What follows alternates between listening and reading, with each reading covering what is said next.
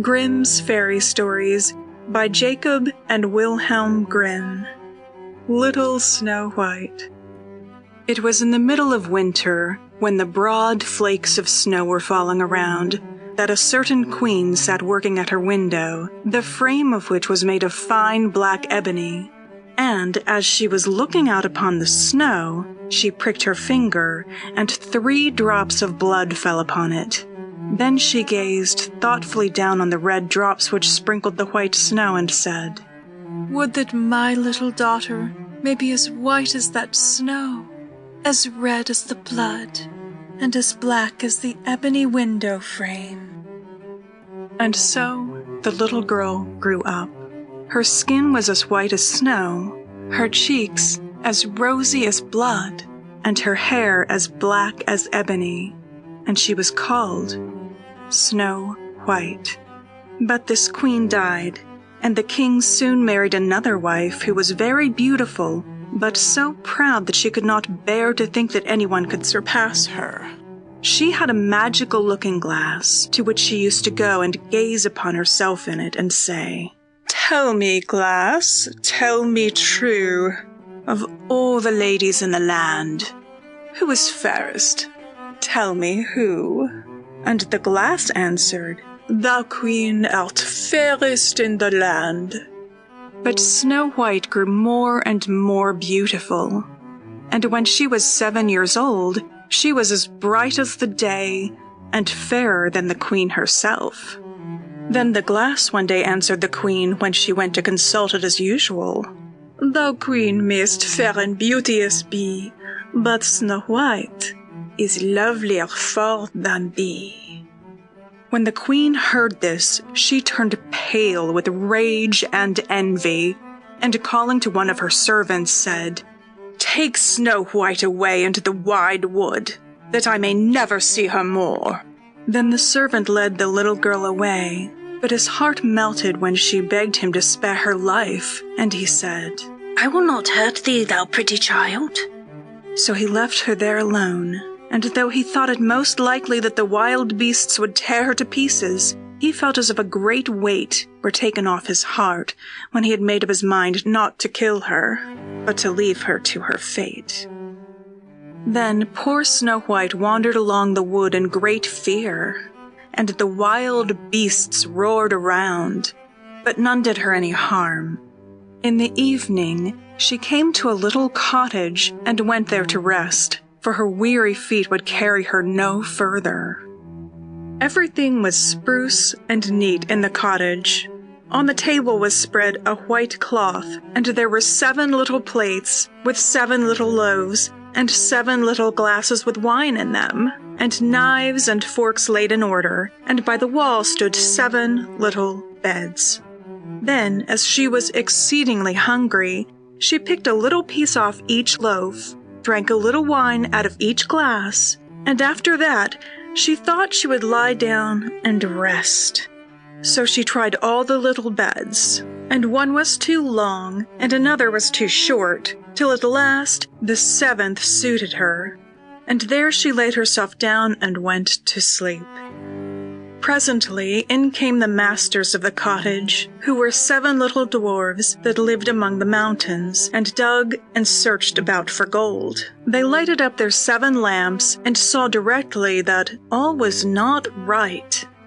The first said, "Who has been sitting on my stool?" The second, "Who has been eating off my plate?" The third, "Who has been picking at my bread?" The fourth, "Who has been meddling with my spoon?"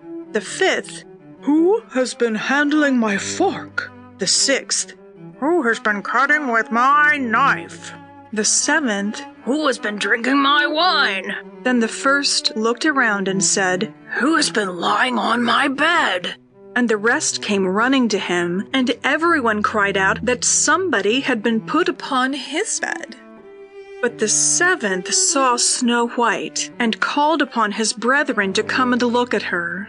And they cried out in wonder and astonishment, and brought their lamps, and gazing upon her they said, "Good heavens, what a lovely child she is!" And they were delighted to see her, and took care not to waken her.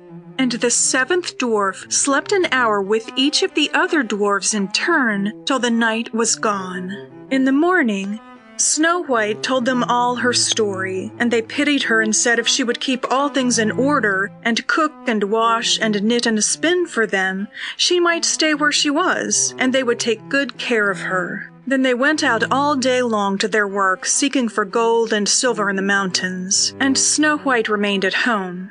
And they warned her, saying, "The queen will soon find out where you are, so take care and let no one in."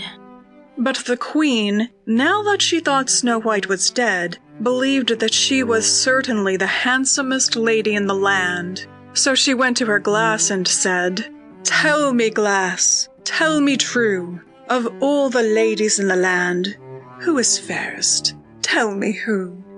And the glass answered, "Thou queen, thou art fairest in all this land. But over the hills, in the greenwood shade, where the 7 dwarfs their dwelling have made, there Snow White is hiding, and she is lovelier far, O queen, than thee." Then the queen was very much alarmed, for she knew that the glass always spoke the truth, and she was sure that the servant had betrayed her. And as she could not bear to think that anyone who lived was more beautiful than she was, she disguised herself as an old peddler woman and went her way over the hills to the place where the dwarves dwelt. Then she knocked at the door and cried, "Fine wares to sell." Snow White looked out of the window and said, "Good day, good woman. What have you to sell?" "Good wares, fine wares," replied she. "Laces and bobbins of all colors." "I will let the old lady in. She seems to be a very good sort of a body," thought Snow White. So she ran down and unbolted the door. "Bless me," said the woman, "how badly your stays are laced. Let me lace them up with one of my nice new laces." Snow White did not dream of any mischief. So she stood up before the old woman, who set to work so nimbly and pulled the lace so tightly that Snow White lost her breath and fell down as if she were dead. "There is an end to all thy beauty," said the spiteful queen, and went away home. In the evening, the 7 dwarves returned, and I need not say how grieved they were to see their faithful Snow White stretched upon the ground motionless, as if she were quite dead. However, they lifted her up, and when they found what was the matter, they cut the lace, and in a little time she began to breathe, and soon came to herself again. Then they said, "The old woman was the queen. Take care another time, and let no one in when we're away." When the queen got home, she went to her glass and spoke to it. But to her surprise, it replied in the same words as before. Then the blood ran cold in her heart with spite and malice to hear that Snow White still lived. And she dressed herself up again in a disguise, but very different from the one she wore before, and took with her a poisoned comb. When she reached the dwarf's cottage, she knocked at the door and cried, "Fine wares to sell." But Snow White said, "I dare not let anyone in." Then the queen said, "Only look at my beautiful combs," and gave her the poisoned one. And it looked so pretty that the little girl took it up and put it into her hair to try it. But the moment it touched her head, the poison was so powerful that she fell down senseless. "There you may lie," said the queen, and went her way. But by good luck, the dwarves returned very early that evening, and when they saw Snow White lying on the ground, they thought what had happened, and soon found the poisoned comb. And when they took it away, she recovered, and told them all that had passed. And they warned her once more not to open the door to anyone. Meantime, The queen went home to her glass and trembled with rage when she received exactly the same answer as before, and she said, "Snow White shall die if it costs me my life." So she went secretly into a chamber and prepared a poisoned apple. The outside looked very rosy and tempting, but whosoever tasted it was sure to die. Then she dressed herself up as a peasant's wife and traveled over the hills to the dwarf's cottage and knocked at the door. But Snow White put her head out of the window and said, "I dare not let anyone come in, for the dwarfs have told me not to." "Do as you please," said the old woman, "but at any rate, take this pretty apple. I will make you a present of it." "No," said Snow White, "I dare not take it." "You silly girl," answered the other. "What are you afraid of? Do you think it is poisoned? Come, do you eat one part, and I will eat the other." Now the apple was so prepared that one side was good, though the other side was poisoned. Then Snow White was very much tempted to taste, for the apple looked exceedingly nice, and when she saw the old woman eat, she could refrain no longer. But she had scarcely put the piece into her mouth when she fell down dead upon the ground. "This time nothing will save thee," said the queen, and she went home to her glass, and at last it said, "Thou queen art the fairest of all the fair." And then her envious heart was glad, and as happy as such a heart could be. When evening came, the dwarves returned home. They found Snow White lying on the ground. No breath passed her lips, and they were afraid she was quite dead. They lifted her up and combed her hair and washed her face with wine and water, but all was in vain. So they laid her down upon a bier, and all 7 watched and bewailed her 3 whole days, and then they proposed to bury her. But her cheeks were still rosy, and her face looked just as it did while she was alive. So they said, "We will never bury her in the cold ground."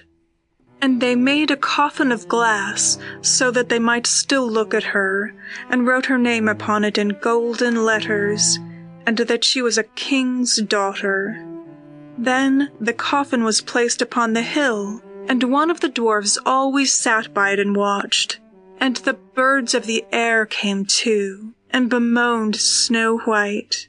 First of all came an owl, and then a raven, but at last came a dove.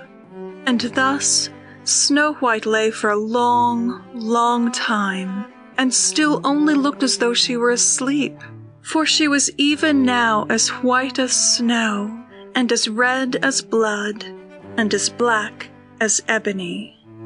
At last a prince came and called at the dwarf's house, and he saw Snow White and read what was written in golden letters. Then he offered the dwarfs money and earnestly prayed them to let him take her away. But they said, "We will not part with her for all the gold in the world." At last, however, they had pity on him and gave him the coffin. But the moment he lifted it up to carry it home with him, the piece of apple fell from between her lips, and Snow White awoke and exclaimed, "Where am I?" And the prince answered, "Thou art safe with me." And then he told her all that had happened and said, "I love you better than all the world. Come with me to my father's palace, and you shall be my wife." Snow White consented and went home with the prince, and everything was prepared with great pomp and splendor for their wedding. To the feast was invited among the rest Snow White's old enemy, the queen. And as she was dressing herself in fine, rich clothes, she looked in the glass and said, "Tell me, glass, tell me true. Of all the ladies in the land, who is fairest?